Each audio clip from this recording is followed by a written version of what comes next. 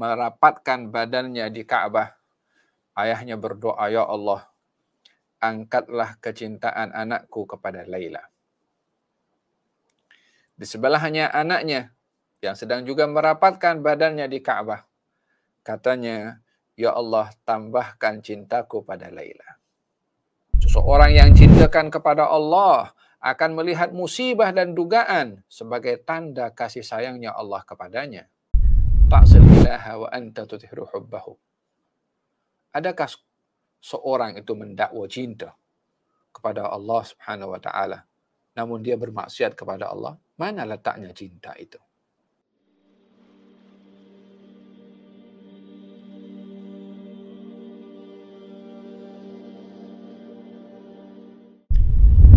Uh, Pernah ada baca itu Majnun Laila?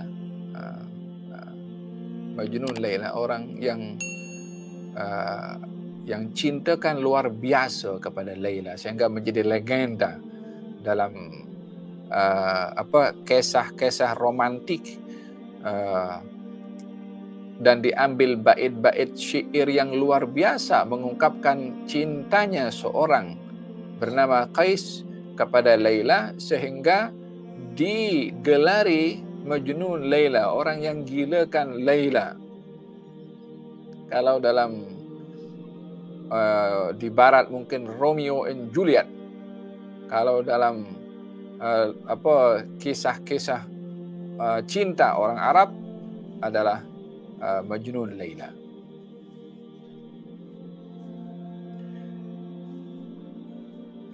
Kalau kita tengok sejarahnya Majnun Laila, bagaimana diuji kecintaannya kepada Laila ketika tidak mendapat Laila untuk dinikahi, dia seperti orang gila. Dibawa oleh ayahnya, sebab Laila sudah dikawinkan dengan orang lain. Majnun ini jadi macam orang gila, nak dikawinkan dengan wanita lain tak mau. Hatinya sudah terpaut dengan Laila. Dibawa oleh ayahnya pergi ke haji dengan harapan agar supaya dia boleh sembuh daripada keadaan yang dilaluinya. Hidupnya merana, hanya berada di padang pasir dan menunggu ihsan orang memberikan makanan kepadanya. Tidak mudah atau tidak gampang bergaul dengan sesiapapun juga. Tak boleh hidup dengan orang lain. Hanya yang difikirkan setiap hari, Laila. Kadang-kadang ia lalu di rumahnya Laila. Katanya, "Amurru ala diyar Laila, wa uqabbilu dhal jidar wa dhal jidara, wa ma hubbu diyar syaghafna qalbi, walakin hubbu man sakana diyara." Aku lalu dan berkeliling di rumahnya Laila, dan aku cium dinding rumah Laila. Bukanlah aku mencium dinding itu karena itu dinding, tapi karena orang yang ada di belakang dinding. Demikian ungkapan cinta. Ini di dalam bahasa Arab bait-bait syair gharam. Yani gharam itu orang yang mabuk cinta. Dibawa oleh ayahnya pergi ke haji dengan harapan dia boleh sembuh. Ayahnya membawanya ke Ka'bah. Dengan merapatkan badannya di Ka'bah, ayahnya berdoa, "Ya Allah, angkatlah kecintaan anakku kepada Laila." Di sebelahnya anaknya yang sedang juga merapatkan badannya di Ka'bah. Katanya, "Ya Allah, tambahkan cintaku pada Laila." Cukup luar biasa kisah itu kalau dibahas bagaimana cinta itu bila menjadi ujian kepada seseorang. Oleh sebab itu, bersederhanalah dalam mencintai seseorang. Ahbib habibaka hawnan ma, asa an yakuna baghidaka yawman ma. Wabghid baghidaka hawnan ma, asa an yakuna habibaka yawman ma. Cintailah siapa saja yang kamu akan cinta, tapi hendaklah engkau bersederhana, karena khawatir satu hari dia akan menjadi musuh kamu. Bolehlah kamu tidak suka dan benci kepada sesiapa, namun biarlah bersederhana, karena satu hari dia boleh menjadi orang yang kamu sayangi. Kesederhanaan di dalam cinta dan dalam tidak suka adalah sangat diperlukan. Kecuali kecintaan kepada Allah dan Rasulnya yang mesti lebih daripada kecintaan Majnun dengan Laila. Ya, karena di situ ada indah, di situ ada nikmat, di situ ada ubat, di situ ada penawar.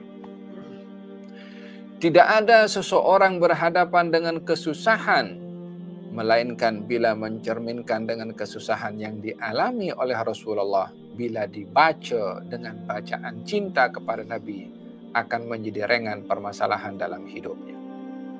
Seseorang yang cintakan kepada Allah akan melihat musibah dan dugaan sebagai tanda kasih sayangnya Allah kepadanya. Seseorang yang cintakan kepada Allah tidak pernah sedikit pun akan berburuk sangka kepada Allah walaupun sebesar apapun yang dialami olehnya sebagai dugaan menguji keimanan seseorang melalui dugaan yang Allah beri. Bukankah baginda Rasulullah SAW diduga oleh Allah ketika pergi ke Taif, dilempar, dihalau, diusir sampai terluka, tersungkur berkali-kali. Kemudian di dalam doanya beliau berdoa kepada Allah Subhanahu wa taala, katanya, "In lam yakun bika ghadabun alayya fala ubali."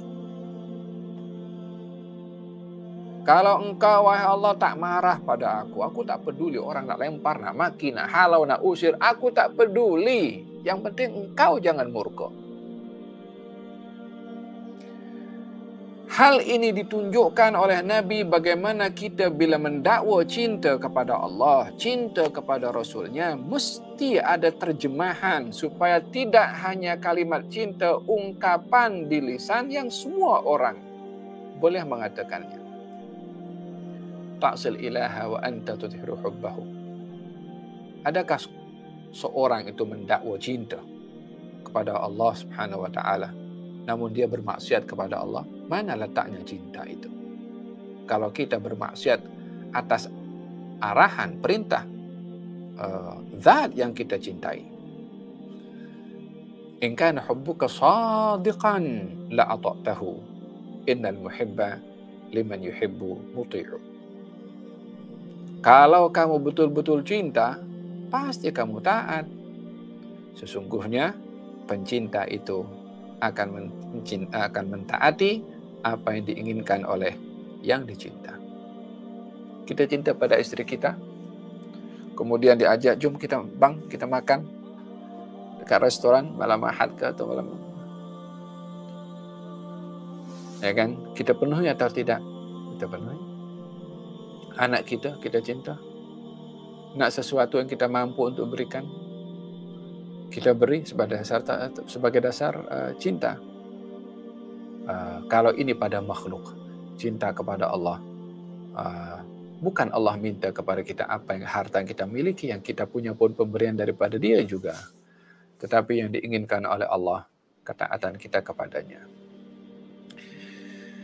Hadza berkenaan dengan bagaimana seseorang bila diuji pada cintanya. Nabi yang saya maksudkan diuji oleh Allah pada cintanya adalah Nabi Ibrahim alaihi wa ala nabiyina afdhalus salatu wassalam. Cinta kepada istrinya dan anaknya diperintahkan oleh Allah untuk berpisah.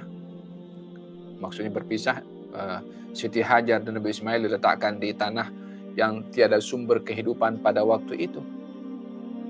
Dalam keadaan Nabi Ismail sedang menyusu dan belum berusia 2 tahun, Allah perintahkan Nabi Ibrahim meninggalkannya. Di sini Nabi Ibrahim diuji, mana yang lebih didahulukan? Cintanya kepada Allah dengan mentaati perintahnya, atau kecintaan kepada anak dan istrinya untuk dia mendahulukan anak dan istrinya berbandingkan kepatuhannya kepada Allah Subhanahu wa taala. Nabi Ibrahim berjaya dengan meletakkan istri dan anaknya dengan bekalan makanan yang sedia ada. Kemudian ditinggalkan, dipanggil oleh Siti Hajar tanpa menoleh. Kata Siti Hajar mengatakan, "Ya Ibrahim, engkau tinggalkan aku di tempat seperti ini. Tiada sumber kehidupan, tiada apa-apa. Adakah ini keinginanmu atau keinginannya Allah?" Tanpa menoleh Nabi Ibrahim ke belakang. Khawatir kalau menoleh terpaut hatinya, tak tega nak meninggalkan seorang perempuan bersendirian bersama dengan anak yang sedang disusui. Tanpa menoleh mengatakan, "Allah yang suruh." Kata Siti Hajar, "Kalau begitu Allah tiada akan membiarkan kami tanpa pertolongannya." Nabi Ibrahim terus jalan. Diuji kecintaannya. Kali yang kedua, ketika diuji diperintahkan untuk menyembelih putranya, Nabi Ismail. Kali ini ujian lebih dahsyat lagi. Dahsyatnya adalah Nabi Ibrahim sendiri yang akan melakukan pembunuhan itu atau penyembelihan itu. Digambarkan di dalam Al-Quranul Karim, "Falamma aslama wa tallahu lil jabin." Ketika diletakkan sampai di Mina, Nabi Ismail diperintahkan untuk wajahnya menghadap ke bawah macam ini. Ini akan diletakkan pisau daripada belakang sini. Karena kalau daripada sini tertatap wajah dengan wajah tu, macam mana seorang ayah akan berbuat demikian kepada anaknya? Khawatir goyang hatinya, perasaannya, emosi dan kasih sayangnya. Maka dibalik ke bawah seperti ini. Barulah disuruh oleh Allah Subhanahu wa taala kalau Nabi Ibrahim sudah pun melaksanakan apa yang diperintahkan dan digantikan oleh Allah Subhanahu wa taala dengan kambing untuk disembelih dan menjadi syiar kepada mereka yang melaksanakan haji untuk melakukan amal ibadah kurban. Dan setiap tahun ibadah kurban disyariatkan mengambil ibrah daripada perbuatan Nabi Ibrahim ketika mendahulukan kecintaannya kepada Allah dengan mentaati perintahnya berbandingkan ujian kecintaan kepada ahli keluarganya atau anaknya. Dan dengan demikian kita diberi penjelasan melalui Al-Quranul Karim dan juga hadis-hadis Nabi Muhammad SAW tentang cinta kepada Allah dan juga kepada Rasulnya.